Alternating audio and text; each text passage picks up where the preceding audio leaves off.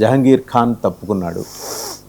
ఏది ఈ కేంద్ర హోంమంత్రి అమిత్ షాని 4వ తారీఖు సాయంత్రం పరుగులు పెట్టిస్తాను బంగ్లా నుంచి పారిపోయేలా చేస్తాను, ఉంటే గనక ఎలా వెంటాడాలో నాకు తెలుసు అన్న ఆయన.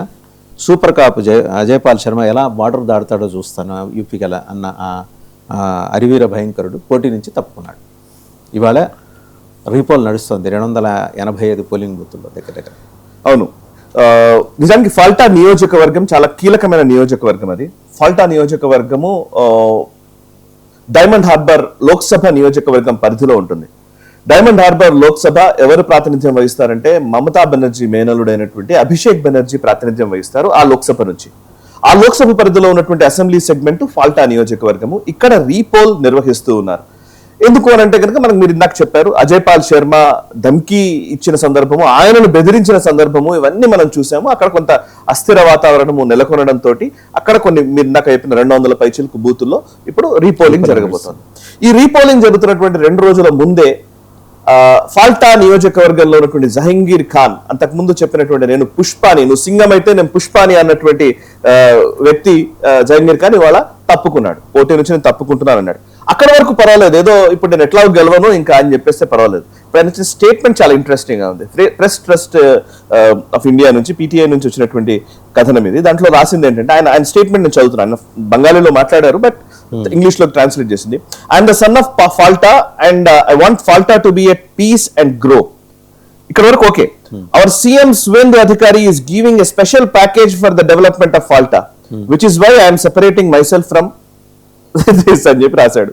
సో అంటే సువేందు అధికారి ముఖ్యమంత్రి ఒక సెపరేట్ ప్యాకేజ్ ఇచ్చాడు. సో దాంతో ఇప్పుడు నేను ఆయనకి ఇచ్చారా ఫాల్టా నియోజకవర్గానికి డెవలప్మెంట్ కోసం ఇచ్చారు అని చెప్పాడు. Special package for the development of Falta which is why I'm separating myself from the repolling of the constituency. So అంటే ఏం లేదు, సరెండర్ ప్రకటించాడు, నథింగ్ బట్. అండ్ ఇదే ఫాల్టా నియోజకవర్గం చాలా సెన్సిటివ్ నియోజకవర్గాల్లో ఒకటి, సెన్సిటివ్ ప్రాంతాల్లో ఒకటి. జహంగీర్ ఖాన్ తన అడ్డాగా చేసుకుని పూర్తిగా ఒక మాఫియా లాగా ఒక ఎమ్మెల్యే పనిచేశాడు. గడిచిన 3 సందర్భాల్లో నేను బంగ్లాదేశీయుణ్ణి, నేనే పోటీ చేస్తాను, నేనే గెలవాలి ఇక్కడ అన్న వ్యక్తి కూడా ఇతనే. నేను బంగ్లాదేశీయుణ్ణి కానీ నేనే గెలుస్తాను ఇక్కడ అన్న వ్యక్తి కూడా ఇతనే. ఇప్పుడు ఏం జరగబోతుందనంటే ఈ జహంగీర్ ఖాన్ ని ఎప్పుడు అరెస్ట్ చేస్తారో, ఎప్పుడు ఇన్ని డిపోర్ట్ చేస్తారో, ఎప్పుడు ఏం చేస్తారో అనే టెన్షన్ అయితే అక్కడ ఖచ్చితంగా నెలకొంది. డిపోర్ట్ చేస్తే ప్రమాదం సార్, మళ్ళీ ఏదో ఒక రూపంలో వెనక్కి వస్తాడు. సరే చూడాలి ఏం జరుగుతుందో చూద్దాం. బట్ ఇప్పుడైతే ఫాల్టా నియోజకవర్గంలో శాంతియుతంగా ఎన్నికలైతే జరుగుతూ ఉన్నాయి, రీపోలింగ్ నిర్వహిస్తూ ఉన్నారు. అంటే ఏంటంటే వీళ్ళందరూ కూడా అండి కొంచెం మంది ఈ మాఫియాగా బిహేవ్ చేసేటువంటి వ్యక్తులు వీళ్ళు ఎవరైతే ఉన్నారో వీళ్ళందరూ కూడా గవర్నమెంట్ ని అండగా చూసుకొని ఎగిరెగిరి పడుతూ ఉంటారు. వన్స్ గవర్నమెంట్ పోయిన వెంటనే ఇలాగే చతికిల పడుతూ ఉంటారు, ఇలాగే సరెండర్ అవుతూ ఉంటారు. అండ్ వీళ్ళ వల్ల నిజానికి చెప్పాలంటే వీళ్ళు నిజంగా పిరికి పందలే. వీళ్ళు మనము చాలా ధైర్యంగా ఏదో కొట్లాడతారని చెప్పడానికి కూడా లేదు. ఇట్లాంటి వాళ్ళందరూ కూడా పిరికి పందలే. వీళ్ళు ఎందుకు పిరికి పందలు అని అంటే కనుక వీళ్ళు చేసే పనులు వీళ్ళకి ఎంత చేటు చేయగలవో, ఎంతగా అంటే లా అండ్ ఆర్డర్ సమర్థవంతంగా ఉంటే ఏ ఎన్నికైనా సరే పర్ఫెక్ట్ గా జరుగుతుందండి.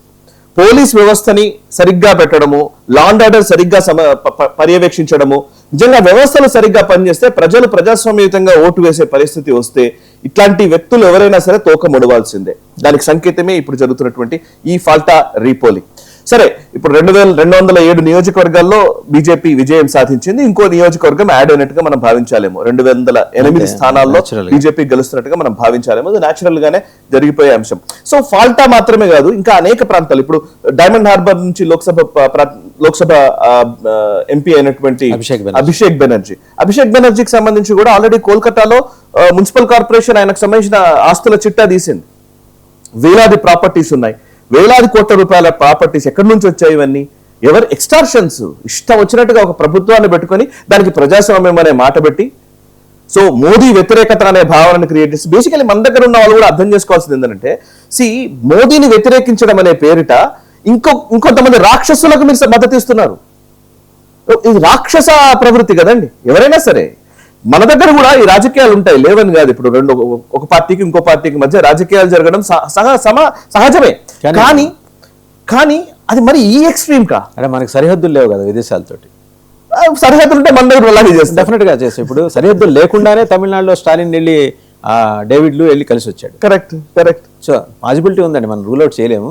బట్ మన వాళ్ళు లోకల్ గా ఉన్న ఇబ్బందుల వల్ల పెద్దగా దృష్టి కేంద్రీకరించలేకపోయారు. కానీ మన దగ్గర ఉన్న వాళ్ళు కూడా మోదీ మీద కోపం వస్తేనో బీజేపీ మీద కోపం వస్తేనో ఇంకొకరికి సపోర్ట్ చేస్తున్నప్పుడు వాడు నిజంగా బాగున్నాడా, అట్లీస్ట్ ప్రత్యామ్నాయంగా ఉండగలడా అని ఆలోచించాలి కదా అని నా పాయింట్ అంతే.